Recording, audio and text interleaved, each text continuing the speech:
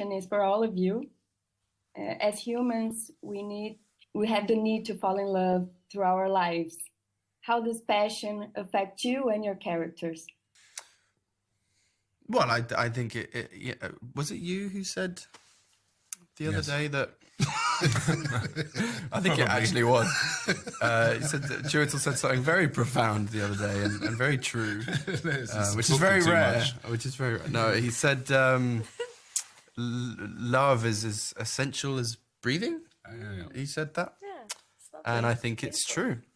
And I think we all carry that passion. Nobody can live without love, except maybe Voldemort. And so we all are passionately trying to find it wherever we can, you know? I would agree with that. Yeah, I would agree with that.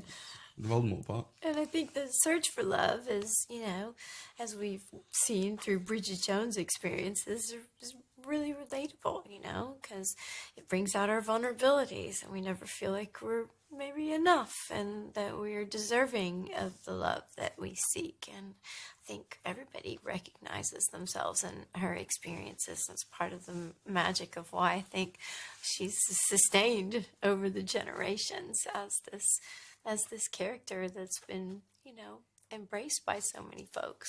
Oh, I think we all kind of get it, that love is as essential as breathing. Yeah, and she loves in so many different directions, doesn't she, Bridget? You know, and I think that's there's all those different kinds of love. There's love of parents and love of friends, and you know, obviously there's romantic love, and in this, you know, the love of children, and it's like there's all of these different ways of expressing love that are part of the film and part of Bridget's life, and I think they're really celebrated. All of them are celebrated. And Renée, as a viewer, I felt that Bridget grew a lot in regards to self-love. Do you feel that too? Oh, definitely. And I think that's something that comes with experience in life. And as you mature, you know, you start to learn when it's time to stop picking on yourself and how useless that exercise can be. I think that ultimately, she always finds way towards self-acceptance and, you know, forging her own path. And that's partly why I think she's so inspirational to so many people.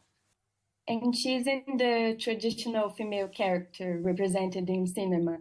Did the movies inspire women to show their real selves instead of trying to be perfect?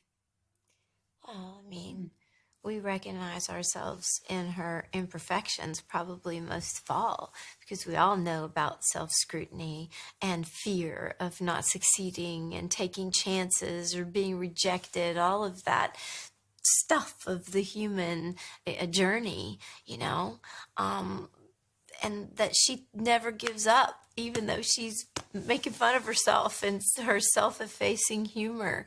And even in the mess of her, you know, the execution of the plan, she still finds her happiness. She triumphs and she never gives up. And it sort of gives us permission to be imperfect too, and to accept our authentic selves, you know? And my last question is for everybody.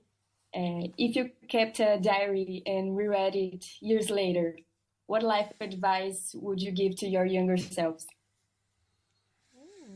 Yeah, to sort of to calm down, I think would be mine. Just to kind of relax. It's all going to be okay. Yeah, you know, like same. It's a lot of, there's a lot of stress in my teenage years and my early 20s. There's a lot of stress. There's a lot of angst that turned out was just wasted energy.